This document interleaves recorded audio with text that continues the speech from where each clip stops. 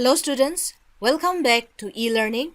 In this video, we will be discussing chapter 10, 11 and 12 of Swami and Friends by R.K. Narayan. Chapter 10, The Coachman's Son. Swami realizes that his friendship with Somu, Shankar and the P are not meaningful to him outside the school. His friendship with Mani and Rajam are more human, and the three spend nearly all of their time together outside the school. Okay, so they are having a break now, isn't it? So without school to worry about, Swami wants a hoop to play with more than anything and thinks constantly about getting one. He tells a coachman about his wish, and the coachman claims that he can get Swami a hoop quickly in exchange for 5 rupees.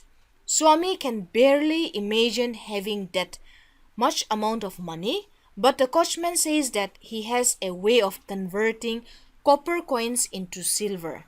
So all Swami needs to do is to bring him 6 paise. Okay, 6 paise, very small denomination of money, to start the process. Swami is convinced of the coachman's plan and immediately begins trying to find 6 paise, which the coachman says he needs within 6 hours.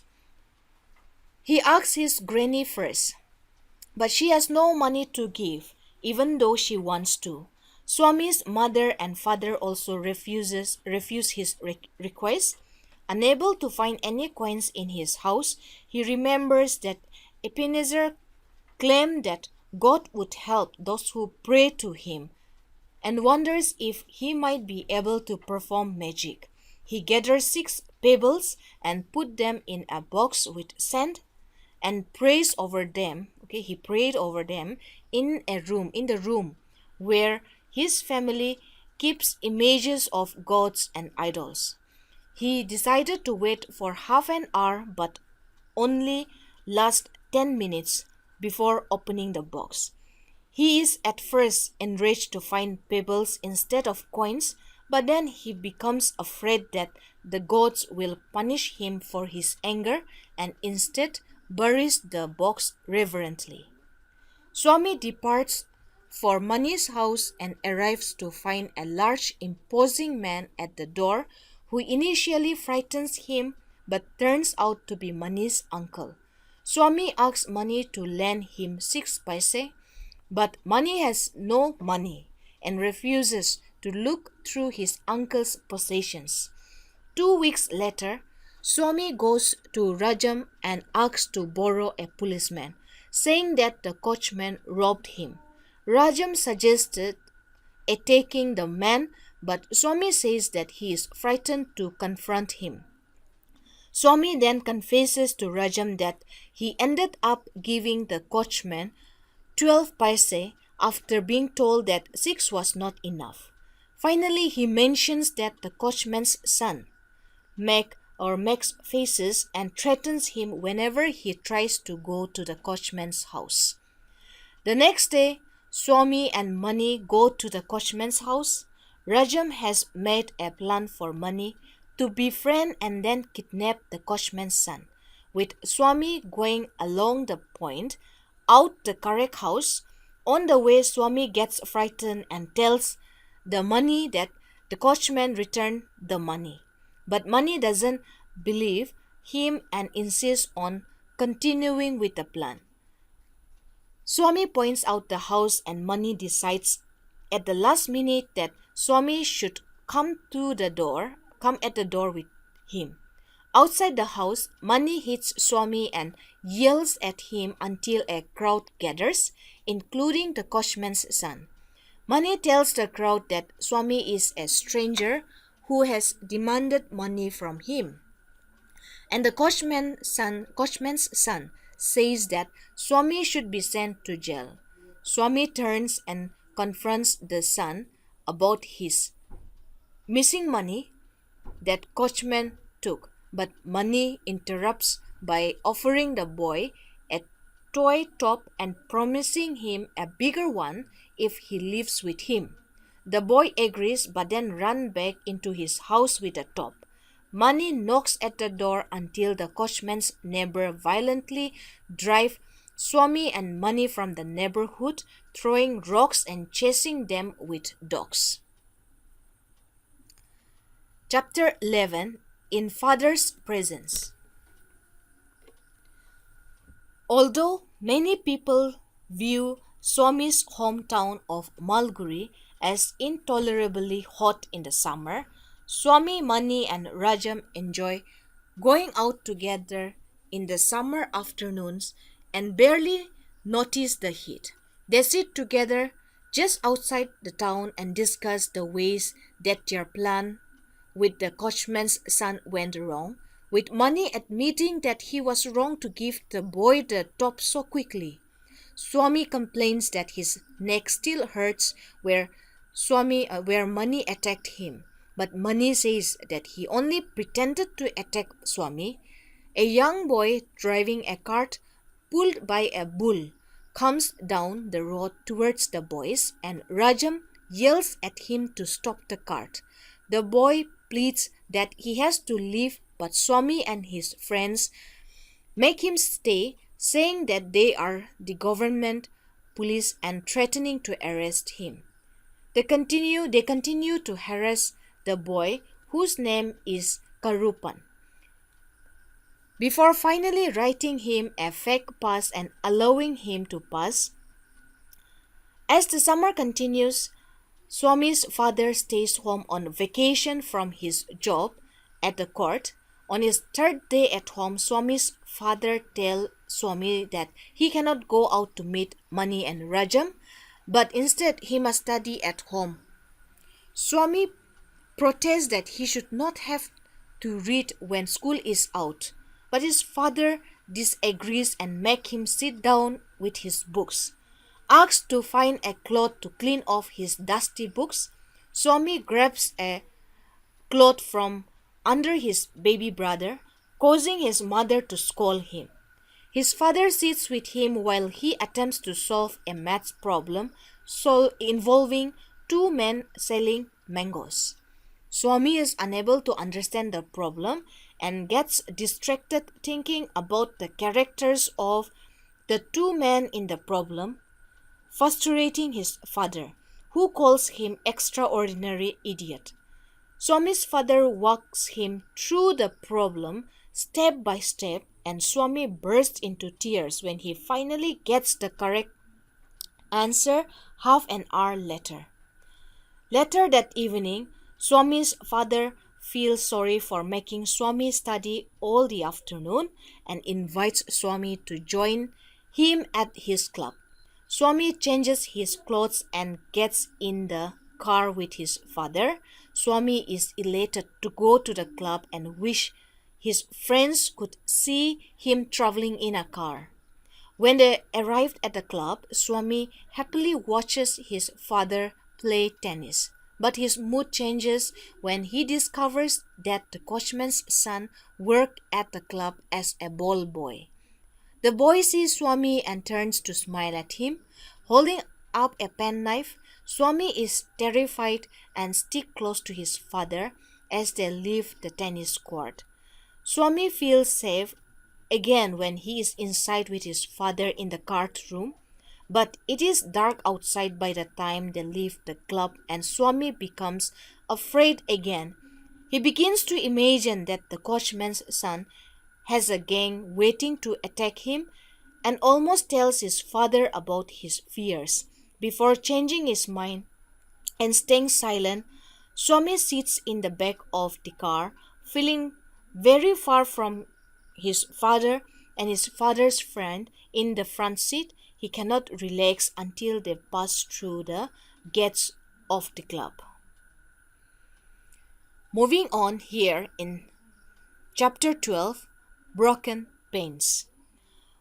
While sitting on the bank of the Sarayu one August evening, Swami and Mani encounter a large group of people protesting the arrest of a political worker. They listened to an activist saying that the people of India are slaves and should remember their own value and power. He asked the crowd to defy England and its rule, a speech that Swami and Mani find very moving. They get upset about Indian peasants and vow to boycott English goods, especially certain kind of cloth made by particularly despisable Englishmen. Mani tells Swami that he is wearing a coat made of that English cloth, which makes Swami feel ashamed. A bonfire is lit and the crowd begins to throw articles of clothings into it, and when someone points out that Swami is wearing a foreign cap, he throws it into the fire with a feeling that he was saving the country. The next day, Swami wakes up feeling anxious and remembers that he has no cap to wear for school.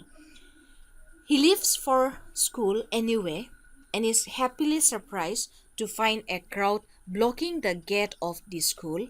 A student tells Swami that the school is closed due to the jailing of the political worker, and Swami is relieved that he won't get in trouble for not wearing his cap.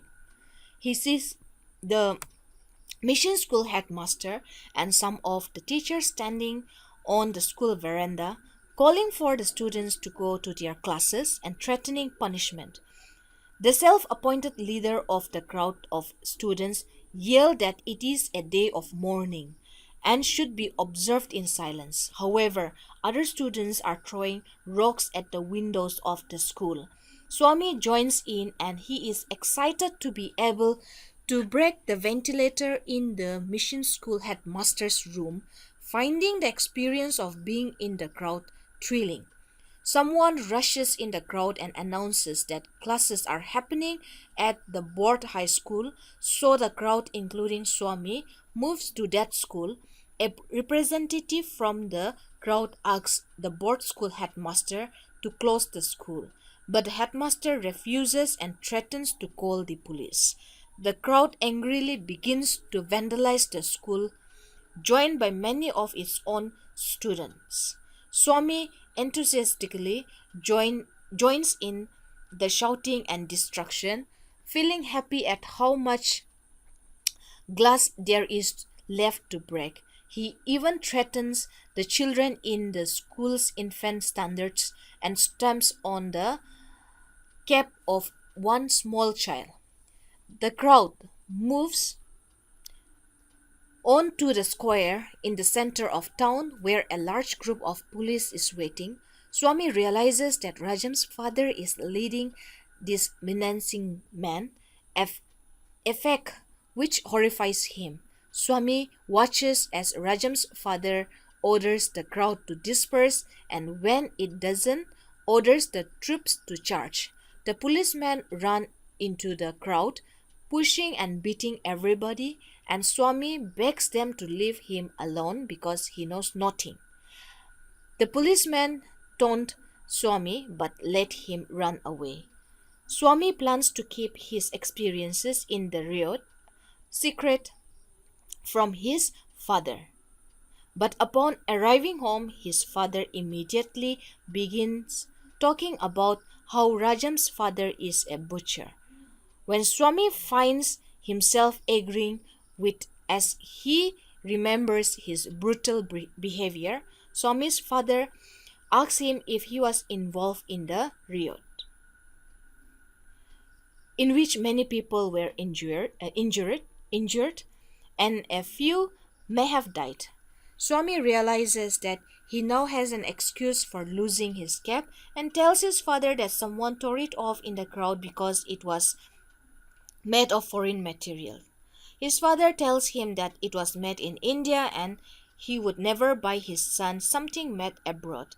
Swami lies in bed thinking about all the injuries he got during the day and is especially angry at the policeman for hitting him and calling him a monkey. At school the next day, the mission school headmaster enters Swami's class and reads a list of all the students who were missing the day before, forcing them to stand on their benches as punishment.